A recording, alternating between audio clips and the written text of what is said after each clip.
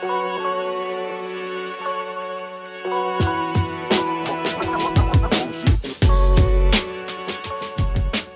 let's start with the rapid fire rounds. The first question is, at what age do you want to retire? I don't know yet, and I don't think of a rapid entrance to retirement. Okay. The second question is, how long does it take you to get ready in the mornings? 1 hour and a half, because I like to exercise in the morning. What time of day are you most inspired? Very inspired in the train. How many hours of sleep can you survive on? I sleep 8 hours, not just to survive, but to feel well. Mhm. Fill in the blank. An upcoming finance trend is blank. Embedded finance. The city in which the best kiss of your life happened. Oh. Boston. Mhm. How do you relax? Playing the piano and dancing. How many cups of coffee do you drink per day? 0. A habit of yours that you hate. Not that I hate, but I try to think less. Mhm. So the most valuable skill you've learned in life. Letting go. Your favorite Netflix show. K-dramas. Okay. One word description of your leadership style.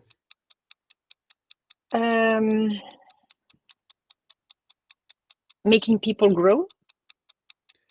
Top priority in your daily schedule. Have clear priorities. Mhm. Ideal vacation spot for relaxation. Mountain in winter and seaside in summer, where I can kite surf. Key factor for maintaining a work-life balance. Discipline. Okay. All right, well, that was the end of the rapid fire. Now we can go on to the longer questions, which you can answer with as much time and ease as you like. The first one is, you've had a diverse career spanning strategic consulting, building ventures, and transforming large organizations. What motivated you to transition from building new ventures to focusing on large scale transformations at BNP? The short answer is when I was ready professionally and personally. And the longer answer is I think I have two motivation drivers that have been quite stable over time, have impact, and work with the smart and nice people. So I think over my career, I choose really my jobs in function of those two drivers. So I started in consulting, where people had smiles and sparkling eyes. I loved doing that, and I learned strategic and data-driven thinking. But then I missed the impact. But I earned a nice living, so I was able to save money and go for a work trip. During that work trip, I learned a little bit more about myself and what I wanted to do. And so when coming back, I knew that I wanted to build a venture on my own. And there I learned really from strategy to implementation in a very, very concrete way. But also the management of timing, which is key in a startup because you don't have a lot of money. After that, I think after 2000, I really wanted to learn more about digital because I knew this was going to impact a lot of the way we create products, distribute, and etc. So I joined a new venture and I learned the digital skills. And after that, the transition to transformation was quite natural because I built a venture in Italy for a French group, a digital retail consumer finance business that was very successful. And then the group in France asked me to turn their traditional business into a digital one in France. So this is how I started transforming. And then I was called by ING to do also the same kind of transformation, digital transformation on a larger scale. And then I became the CEO of ING Direct, and this is where I learned the P&L management and larger scale organizational and cultural transformation. So after that, when BNP called me, I thought that I had this different skills, and I was also personally more ready to have a role where I would not necessarily have all the levers, and that would be more political, because I felt also more secure, I think, on that side. So this is where I joined. Mm-hmm. So, what have then been the most significant challenges you've faced in driving this digital transformation at BNP, for instance? Yeah. So if you let me set the scene maybe for the audience so they understand a little bit where I'm talking from. So I work in the retail part of the bank. So this is where all the retail banks are. So it's 20 million clients and 8 countries, 100,000 people. And my role is really to make sure that the business model and the value proposition, the operating model, stays relevant with all the changes in the consumer and market and regulation and etc. So it's very wide because it touches on products, distribution, pricing, blah, blah, blah. So the key thing, and probably the key challenge, is to understand what are the key elements you need to work on, how they relate to each other, and how you're going to embark people on those topics. So this is what I gradually learned. So how you set up a common vision with people so they understand exactly where the bank need to go, and then what are the steps, and then make sure that you find people that are willing to go first. It's always someone wants to go first, and then you go with this one, you make a success, and then you share with others. I think this is pretty much what we've tried to reproduce in all the initiatives that we had. And so, how do you, so in your current role, you focus on identifying and addressing all these priority needs of both customers and teams. How do you do that on a daily basis to achieve your objective? Yeah, I think that the starting point of all this initiative is always the customer. So first, already identify the customers that we want to serve in a priority, because when you are a universal bank, you're addressing all the population, and people are very different. So make sure what kind of clients you want to address, and then have a really, through UX research, but also through quantitative research, be very clear about what are the main pain points for the clients you need to solve, or let's say this is more hygiene, but this is very important, and what are the things that are needs from the customer that are not met, and that means opportunity for you, new services, new way of addressing them. So it always starts with this work, and then we cross all those opportunities with the difficulty or capacity to do, complexity to do, and then we select priorities, and then we take one topic at a time. The first topic that will come to that has been really to make sure that this culture of thinking client first spread progressively into the organization. And how do you manage to stay on top of such a broad range of topics? You mentioned UX and strategy. How do you manage to stay on top of all of this? Yeah, I think, but first, that was your first question. I think that my career really prepared me quite well, because I had those broad experiences. But of course, things continue to change very fast. So I would say the main answer is that I rely on a great team of talents. I have 100 experts of all those expertise that work together, and that they keep learning. I keep learning. For example, AI and sustainability have been the two fields where I really had also to learn myself. So I went through programs of training at Cambridge, for example, for sustainability. But last thing also, I think, because you mentioned skills that are more hard skills, or technical skills, but I think that in such a role, I strongly believe that transformation is a skill in itself. And I think that in order to do my job, what I had also to learn is how people, because at the end, this is always a question about people, no? So what makes people want to change or stick to their habits, So I found out that the last training I've done, and it may sound a little bit strange, but I trained myself as a therapist because I wanted to understand what are really the functioning about how mental health is working, and how you can help people change, and also to have a systemic view about the organization, because I really think about the company more as a body and less as a machine. So I think that the body, well, when you start infecting a virus, there's a reaction. So have a systemic view at things is absolutely crucial, because the biggest mistake you can do, I think, it's,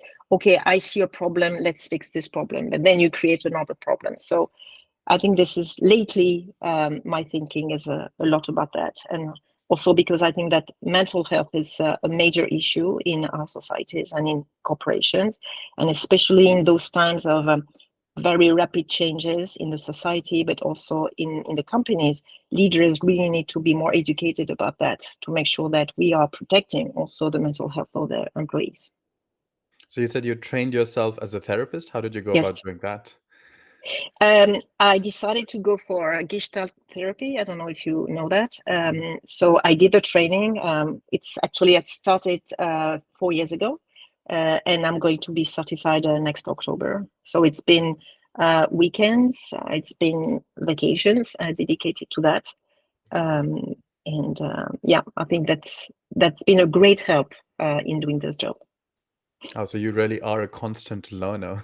Yeah, I think, yeah, I should have added to the motivation drivers learning. Absolutely. So whether you look at a company as a system or a body, as you were trying to say, your role in general involves ensuring that BNP Paribas remains a successful business model in a new Yes. world. What do you see as the biggest challenges or trends shaping this new world? Yeah, I think that there are a lot of trends, and I suppose many people that are listening are not bankers, but I think as a retail business, we are, of course, we observe the same trends as retail in general. So, of course, the increasing role of mobile commerce, social media, the role of influencers, the need for hyper personalization and instantaneity, but also growing the threat of security, or the need for security. And it's especially in the banking sector, of course, this is absolutely key. So I think those trends are really reshaping the way we think the distribution. When you think that today the majority of people are using the bank digitally through the mobile, and even when they meet an advisor, more than 60% of the meeting are remote. So how do you reshape your distribution model, rethinking the role of branches of human, upskilling them with more expertise, because humans are still needed, and clients clearly express preferences in some moments that they really want to talk with the human.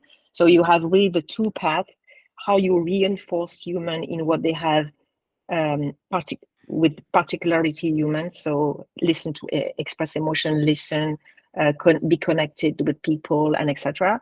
And at the same time, how you accelerate also the digital transformation of your processes, you improve your mobile apps, and how you create the link between the two. I think this is the most complex things, because of course you have all the urbanization of data, IT architecture underneath. So this is a huge work, but I think that having a clear vision and shared vision between business and IT architects and CTOs and etc. really helps moving in that direction. So you've mentioned the joy of seeing all these transformations and all of these things change over time. Could you give our audience a story about a transformation that you led at BNP that you are particularly proud of? Yeah, I will say that for me, the most profound and difficult aspect of change in a big organization like this is really the culture and the ways of working. And of course, I've already touched upon that, but putting the customer at the center and work in an agile way is the two things that I've started when I came.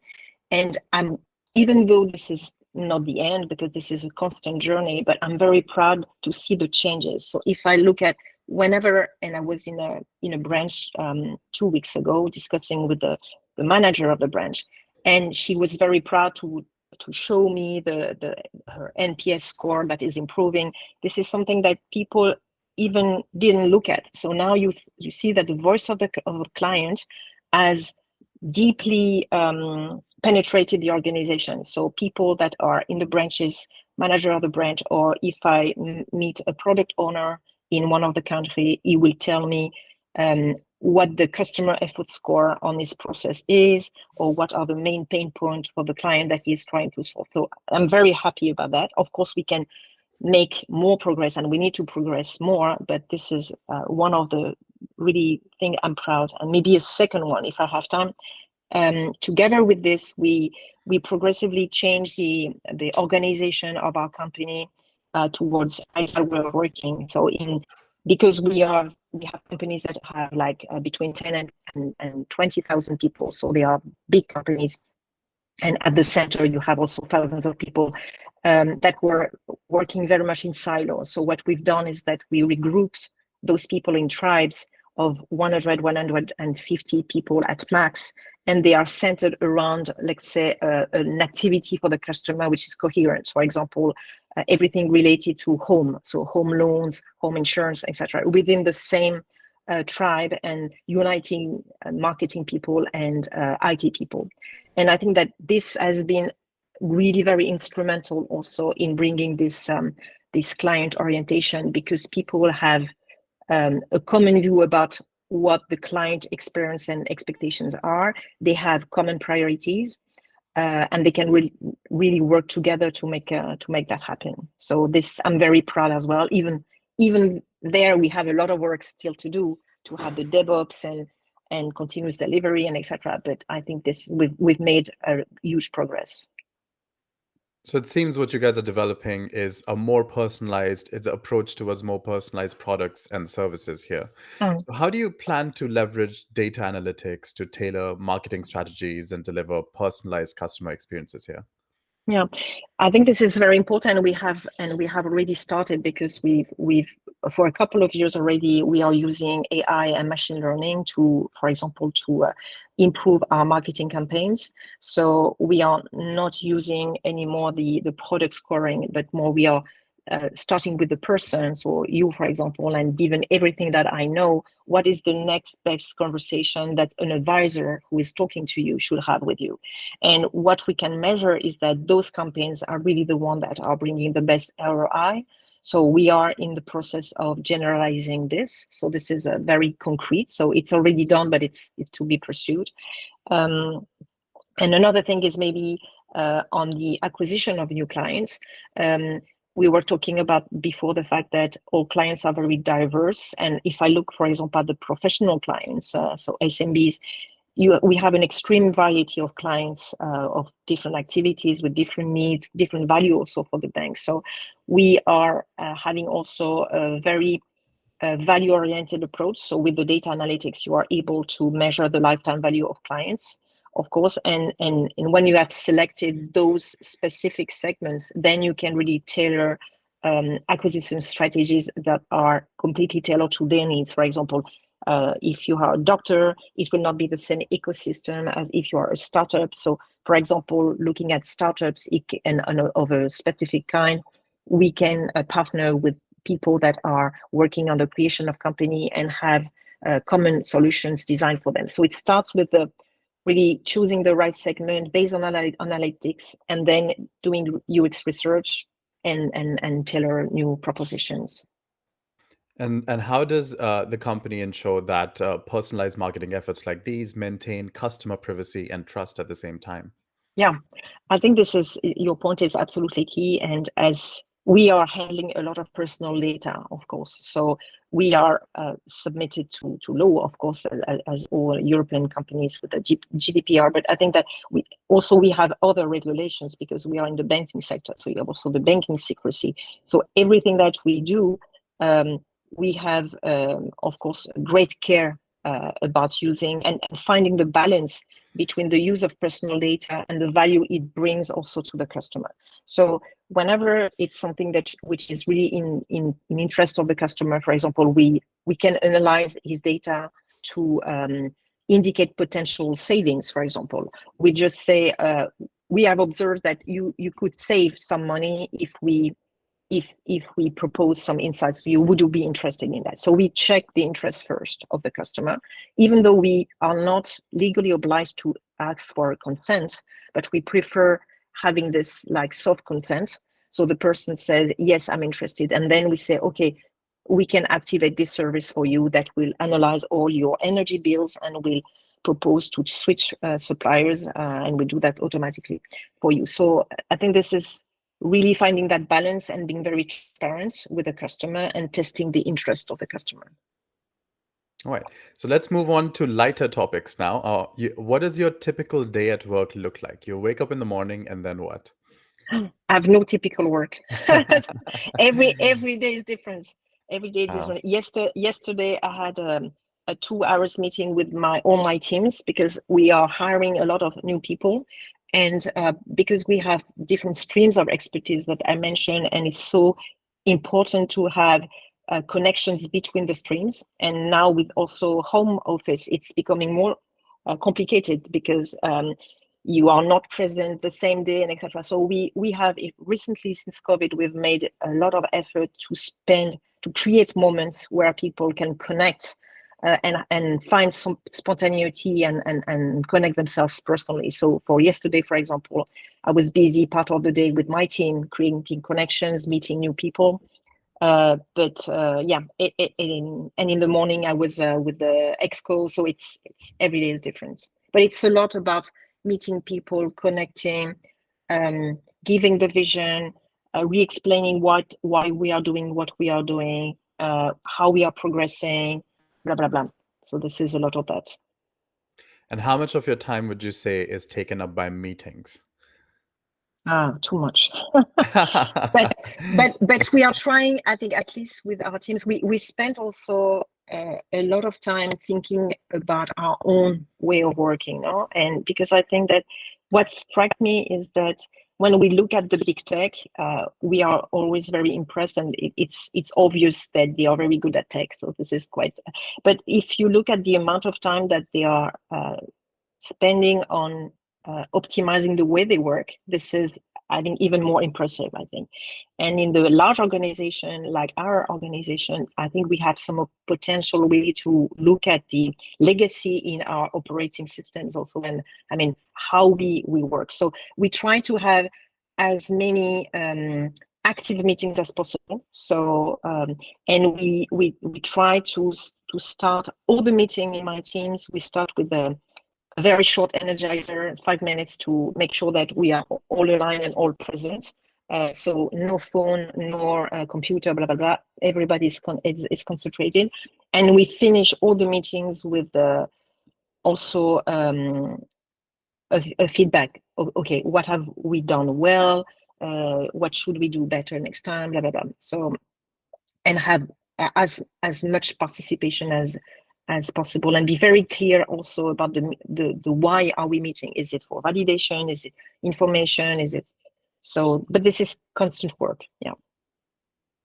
And so you also mentioned that you are in the midst of hiring more people. What are the qualities you're looking for in candidates? Just for our audience who's interested in getting in the finance sector, what qualities are you most interested in?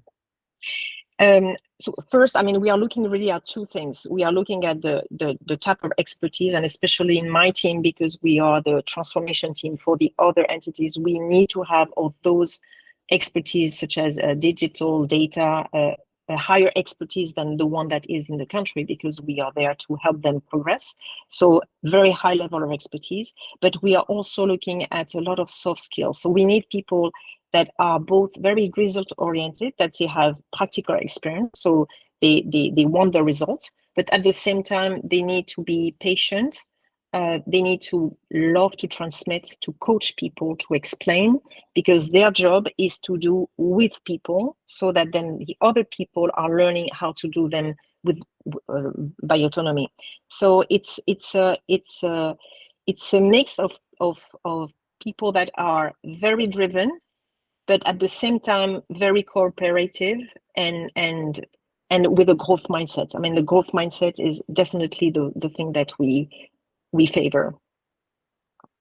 So speaking of a growth mindset and being a constant learner and loving to face challenges, you yourself are also a board member of Arval, Life, Nickel, FLOA.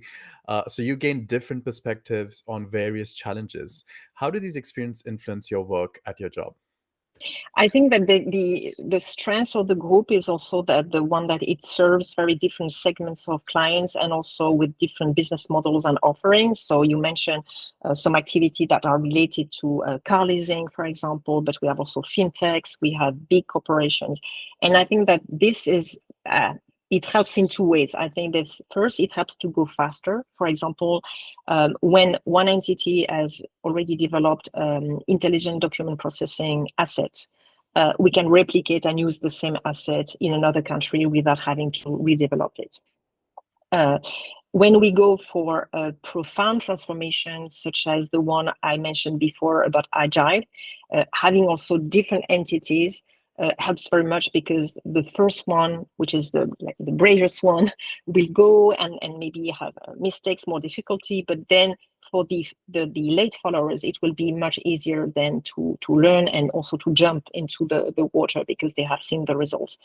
And finally, I think the fact of having all those different companies also allow some innovation. So for example, the fact of putting together the retail bank, the people that are in specialized in the financing of cars, and the people that are leasing cars and insurer, we were able to create a platform where we can really provide the final consumer with an engine tool that is able to advise you on the best car you should use based on your behaviors, where you live, the carbon impact that you want, blah, blah, blah.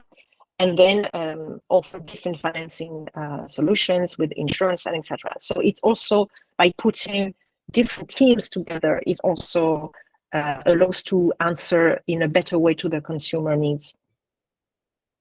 So as you transition the business models of BNP Paribas retail banking business in particular, what innovative marketing channels do you see as the most effective in reaching and engaging modern customers?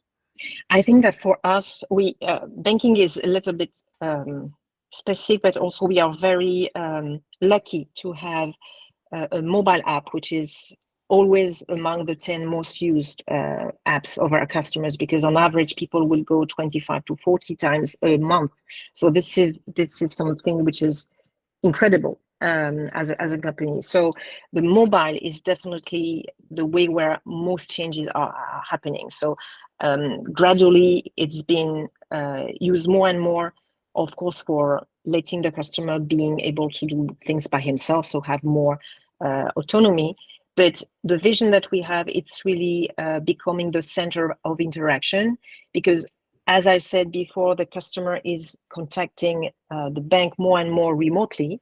So we see, and we've made also analysis on that, that the channels of interactions are also changing. So people are sending less emails, more instant messaging. So if you link those changes to the security issue, and because fraud with emails or unsecured channels is increasing, for us, the mobile is really becoming like a hub of interaction where you can, and the secure instant messaging will become really the main channel to interact with the customer, where you can have asynchronous or synchronous conversation.